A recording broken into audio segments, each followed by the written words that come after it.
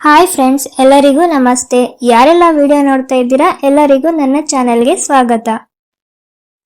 ಭಾರತವನ್ನ ದೇವಾಲಯಗಳ ನಾಡು ಅಂತಾನೆ ಕರೀತಾರೆ. ಅಂತಹ ದೇವಾಲಯಗಳ ಸಾಲಿನಲ್ಲಿ ಕೆಲವು ದೇವಾಲಯಗಳು ಇವೆ. ಅಲ್ಲಿ ನಡೆಯುವ ಸಂಗತಿಗಳು ಇಂದಿಗೂ ಜನರಿಗೆ ಆಶ್ಚರ್ಯ ಮತ್ತು ಅದ್ಭುತ ಅನಿಸುತ್ತೆ. ಕೆಲವರು ಇದನ್ನ ದೇವರ ಶಕ್ತಿ ಮತ್ತು ಭಕ್ತಿ ಅಂತಾರೆ, ಇನ್ನು ಕೆಲವರು ಇದನ್ನ ರಹಸ್ಯ ಅಂತ ಕೂಡ ಕರೀತಾರೆ. ಇವತ್ತು ಈ ವಿಡಿಯೋದಲ್ಲಿ ಇಂತಹ ದೇವಾಲಯಗಳ ಬಗ್ಗೆ ತಿಳ್ಕೊಳ್ಳೋಣ ಬನ್ನಿ. ಮೊದಲನೆಯದಾಗಿ ಬೃಹದೇಶ್ವರ ಟೆಂಪಲ್. ಈ ದೇವಾಲಯವು ಸುಮಾರು ಸಾವಿರಾರು ವರ್ಷಗಳ ಹಿಂದೆ ರಾಜರಾಜ ಚೋಳರ ಕಾಲದಲ್ಲಿ ನಿರ್ಮಿಸಲಾಗಿತ್ತು. ಈ ದೇವಾಲಯವು ತಮಿಳುನಾಡಿನ ತಾಂಜಾವೂರಿನಲ್ಲಿದೆ. 1003ರಿಂದ 1010 CE ನಡುವೆ ರಾಜರಾಜ ಚೋಳರಿಂದ ನಿರ್ಮಿಸಲ್ಪಟ್ಟ ಯುನೆಸ್ಕೋ ವಿಶ್ವ ಪರಂಪರೆಯ ತಾಣವಾಗಿದೆ. ಇದು ಶಿವನಿಗೆ ಅರ್ಪಿತ ಮತ್ತು ದ್ರಾವಿಡ ವಾಸ್ತುಶೈಲಿ ಅತ್ಯಂತ ಅದ್ಭುತ.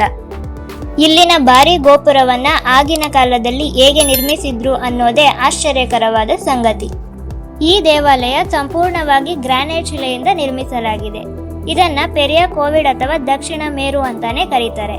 ಇದರ ಪ್ರಮುಖ ಆಕರ್ಷಣೆ ಏನು ಅಂದ್ರೆ ಶಿವನ ಬೃಹತ್ ಲಿಂಗ ಮತ್ತು 200 ಅಡಿ ಅಂದರೆ 60 ಮೀಟರ್ಗಿಂತ ಎತ್ತರದ ಮುಖ್ಯ ಗೋಪುರ.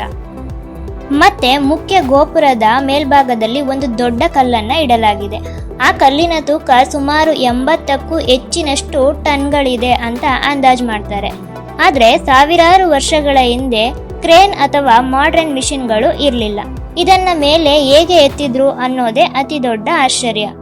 ಅತ್ಯಂತ ದೊಡ್ಡ ಶಿವಲಿಂಗ ಬಹಳ ಭವ್ಯವಾಗಿದೆ ಮತ್ತು ದೇವಾಲಯದ ಮುಂದೆ ಇರುವ ನಂದಿ ಮೂರ್ತಿಯನ್ನ ಒಂದೇ ಕಲ್ಲಿನಿಂದ ನಿರ್ಮಿಸಲಾಗಿದೆ ಮತ್ತು ಗೋಪುರದ ನೆರಳು ಸಂಪೂರ್ಣವಾಗಿ ಭೂಮಿಯ ಮೇಲೆ ಬೀಳೋದಿಲ್ಲ.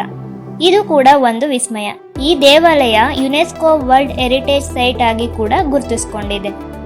ಇನ್ನು ಎರಡನೆಯದು ಕಾಮಾಖ್ಯ ಟೆಂಪಲ್. ಭಾರತದಲ್ಲಿ ಹಲವಾರು ಶಕ್ತಿಪೀಠಗಳಿವೆ, ಆದರೆ ಅವುಗಳಲ್ಲಿ ಅತ್ಯಂತ ರಹಸ್ಯಮಯ ಮತ್ತು ಅದ್ಭುತ ದೇವಾಲಯಗಳಲ್ಲಿ ಇದು ಕೂಡ ಒಂದು. ಈ ದೇವಾಲಯವು ಅಸ್ಸಾಂ ರಾಜ್ಯದ ಗುವಾಹಟಿ ನಗರದ ನೀಲಾಚಲ ಪರ್ವತದ ಮೇಲೆ ಇದೆ. ಈ ದೇವಾಲಯವನ್ನು ಲಕ್ಷಾಂತರ ಭಕ್ತರು ಅತ್ಯಂತ ಪವಿತ್ರ ಸ್ಥಳ ಎಂದೇ ನಂಬ್ತಾರೆ. ಭಾರತದ 51 ಶಕ್ತಿ ಪೀಠಗಳಲ್ಲಿ ಇದು ಕೂಡ ಒಂದಾಗಿದೆ. ಇಲ್ಲಿ ಕಾಮಾಖ್ಯ ದೇವಿಯ ಮೂರ್ತಿ ಇಲ್ಲ. ಇಲ್ಲಿ ಸತಿದೇವಿಯ ಯೋನಿಯು ಬಿದ್ದ ಸ್ಥಳವೆಂದು ಹಾಗೂ ದೇವಿಯ ಋತುಚಕ್ರದ ನಂಬಿಕೆಯಾಗಿಯೂ ಪೂಜಿಸಲಾಗುತ್ತೆ. ಪುರಾಣಗಳ ಪ್ರಕಾರ ಮಹಾದೇವನ ಪತ್ನಿಯಾದ ಸತಿದೇವಿಯ ದೇಹದ ಭಾಗಗಳು ಭೂಮಿಯ ವಿವಿಧ ಸ್ಥಳಗಳಿಗೆ ಬಿದ್ದಾಗ ಶಕ್ತಿಪೀಠಗಳು ನಿರ್ಮಾಣವಾದವು. ಆ ಶಕ್ತಿಪೀಠಗಳಲ್ಲಿ ಕಾಮಾಖ್ಯ ದೇವಾಲಯವೂ ಕೂಡ ಒಂದು.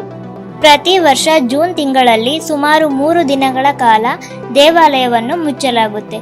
ಈ ಸಮಯವನ್ನು ಅಬುಬಾಚಿ ಮೇಳ ಎಂದು ಕರೀತಾರೆ. ಭಕ್ತರ ನಂಬಿಕೆಯ ಪ್ರಕಾರ ಈ ದಿನಗಳಲ್ಲಿ ದೇವಿಯ ಶಕ್ತಿ ವಿಶೇಷ ರೀತಿಯಲ್ಲಿ ಇರುತ್ತೆ. ಆ ಸಮಯದಲ್ಲಿ ಪೂಜೆಯನ್ನು ನಿಲ್ಲಿಸಲಾಗುತ್ತೆ ಮತ್ತು ದೇವಾಲಯದ ಬಾಗಿಲು ಮುಚ್ಚಿರ್ತಾರೆ. ಈ ದೇವಾಲಯವನ್ನು ರಾತ್ರಿ ಸಮಯದಲ್ಲಿ ಇನ್ನಷ್ಟು ರಹಸ್ಯಮಯವಾಗಿ ಕಾಣುತ್ತದೆ ಎಂದು ಅನೇಕರು ಹೇಳ್ತಾರೆ. ಭಾರತದ ವಿವಿಧ ಭಾಗಗಳಿಂದ ಸಾಧುಗಳು ಧ್ಯಾನ ಮತ್ತು ಪೂಜೆಗಾಗಿ ಇಲ್ಲಿಗೆ ಬರ್ತಾರೆ. ತಂತ್ರಶಕ್ತಿಯ ಮುಖ್ಯ ಕೇಂದ್ರ ಅಂತ ಹಲವರು ಕೂಡ ನಂಬ್ತಾರೆ. ಇನ್ನು ಮೂರನೆಯದಾಗಿ ಪೂರಿ ಜಗನ್ನಾಥ ಟೆಂಪಲ್. ಇದು ಒಡಿಶಾ ರಾಜ್ಯದ ಪೂರಿ ನಗರದಲ್ಲಿದೆ. ಜಗನ್ನಾಥ ಎಂದರೆ ಜಗತ್ತಿನ ಅಧಿಪತಿ ಎಂದರ್ಥ. ಇಲ್ಲಿ ಜಗನ್ನಾಥ, ಬಾಲಭದ್ರ ಮತ್ತು ಸುಭದ್ರರನ್ನು ಪೂಜಿಸಲಾಗುತ್ತೆ. ಇಲ್ಲಿನ ಮೂರ್ತಿಗಳನ್ನು ಮರದಿಂದ ಮಾಡಲಾಗಿದೆ. ಇದು ವಿಶೇಷತೆ. 12ನೇ ಶತಮಾನದಲ್ಲಿ ನಿರ್ಮಿಸಲಾಗಿದೆ.